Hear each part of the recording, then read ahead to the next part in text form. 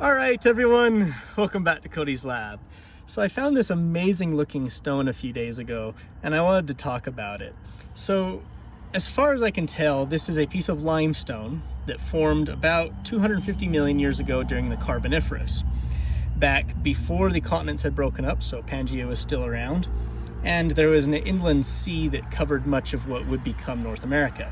And in that sea, of course, there was a bunch of sea critters, which eventually became fossilized in this rock. So we've got some snail-looking guys here.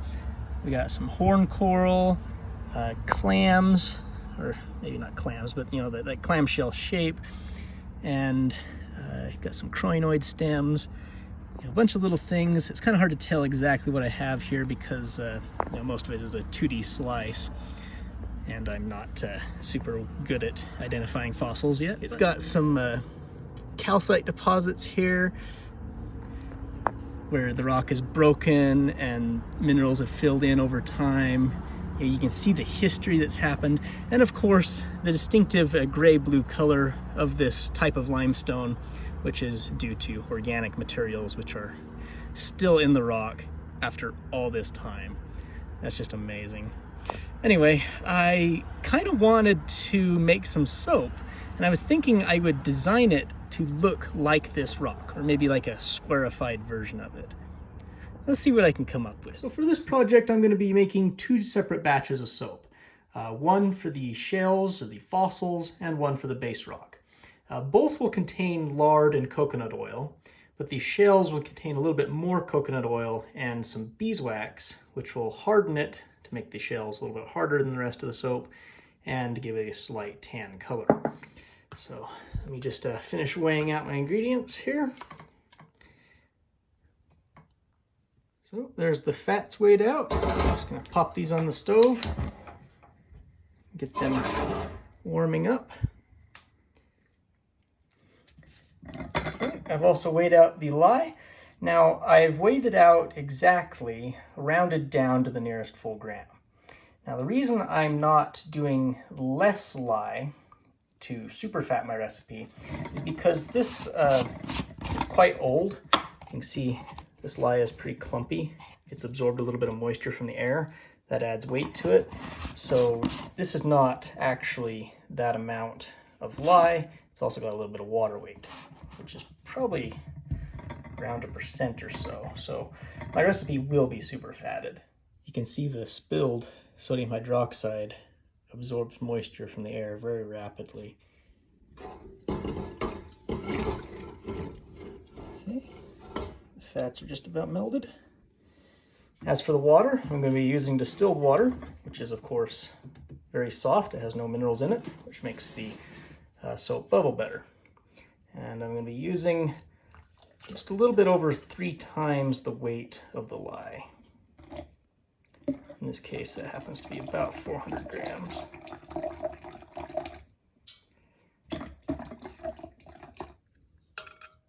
Okay, the fats are up to temperature. Time to add the lye water.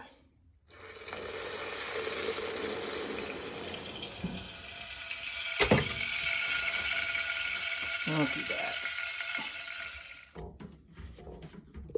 Okay, so it may be a good idea to heat the oils to a slightly lower temperature when beeswax is used, because it seems to react with the lye immediately and generates a lot of heat, which causes it to froth and boil over. But that crisis has been averted, and now I'm just going to blend everything up with this stick blender here.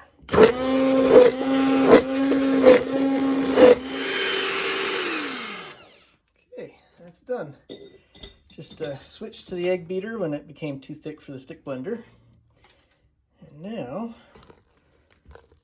let's just spoon this out into a mold. Okay, there it is. I'll just let this cool and cure. Second batch of fat is heated up. As you can see, it contains no beeswax. I'm going to add in the lye.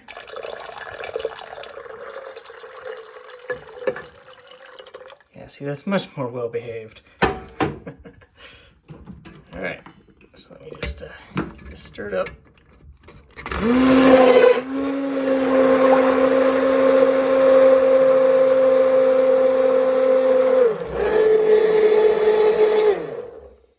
what's happening is I'm blending them together, forcing the lye to come in contact with the fat.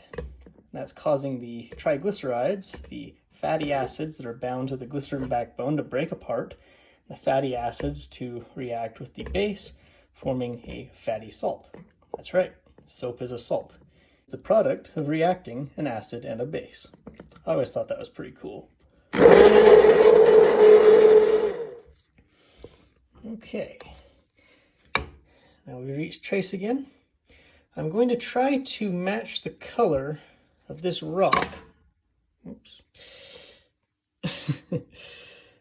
by adding some blue and gray dye. So start with the blue. For the gray, I'm just using some charcoal powder. Hopefully that'll get dark enough. The soap is now hardened. I'll pop right out of the molds.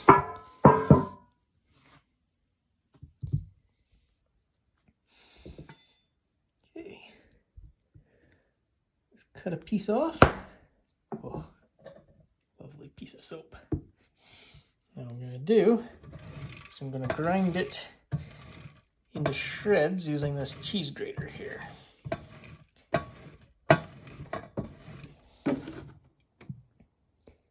Add a little bit of water and knead it into a dough. So as you can see, I have worked the soap until it's the consistency of clay. So now I can shape it, such as roll it, and it's plastic enough to bend.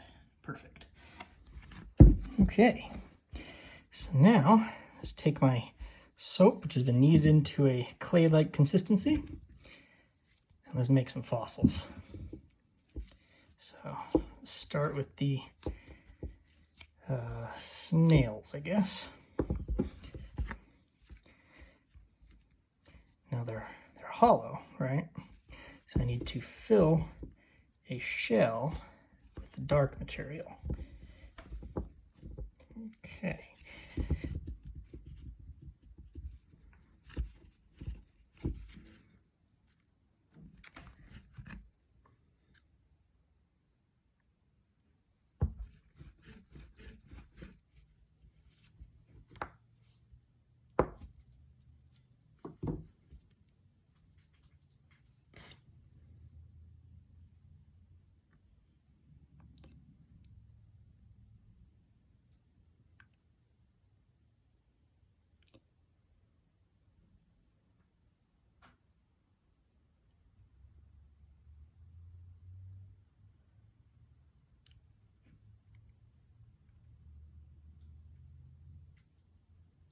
Okay.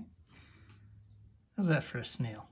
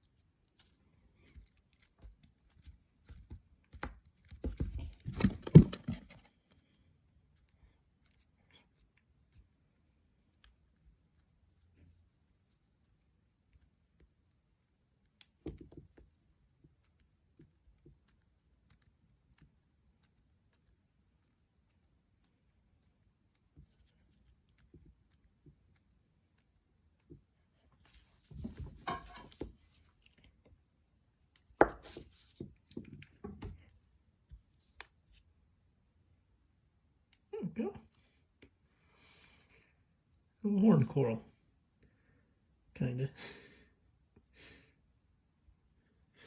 So for the brachiopods, I'm just going to take a little bit of the dark clay, press it into the rough shape of the inside of the shell. Take some of the lighter clay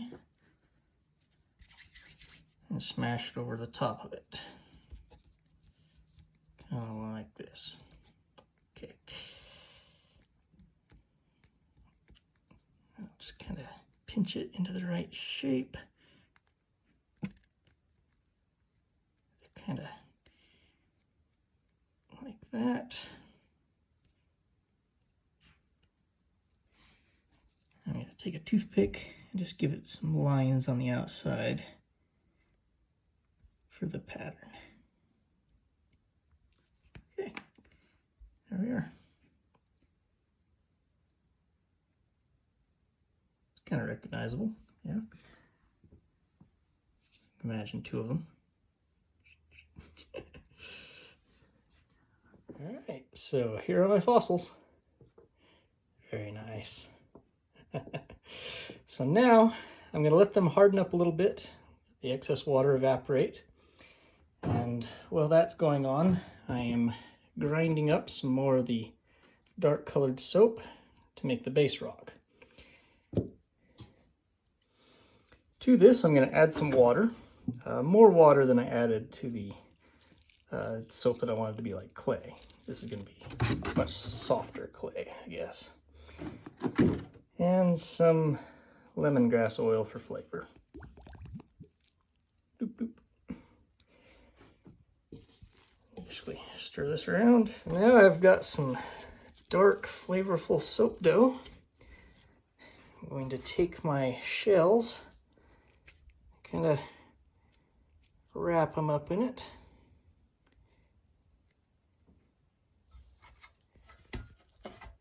And stick them in the mold. Okay, so now we've got it formed into a block.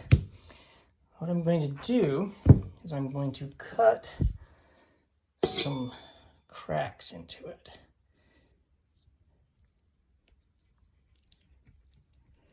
To make those calcite veins.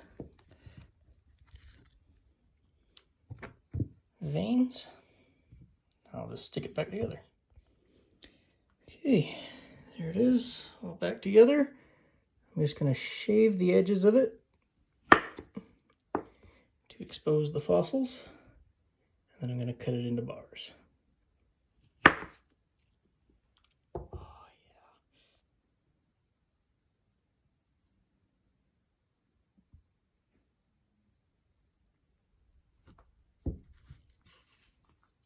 yeah. It's interesting. Here we are. I've cut the soap into 20 bars. This is very nice. Look at that. Looks just like the Great Basin limestone with the fossils in it. Oh, the horn corals turned out really well. Now, of course, it's got a lot less fossils than the rock I was trying to copy. The fossil density is lower, but the shapes of the fossils are very similar. You can see the color of the rock is the same. The calcite, very nice. Let's take one of these. Let's go run it under the water and see how it reacts.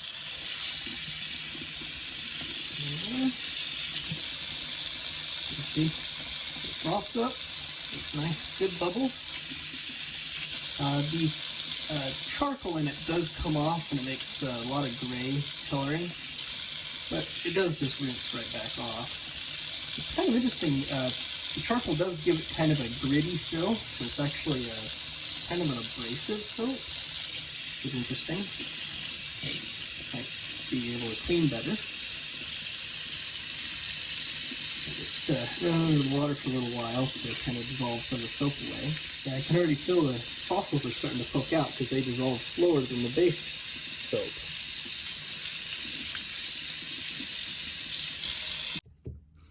Yeah, you can see how the soap fossils poke out of the soap.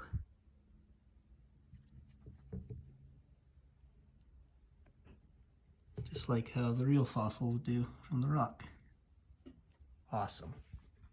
Well, I hope you enjoyed. I'll see you next time.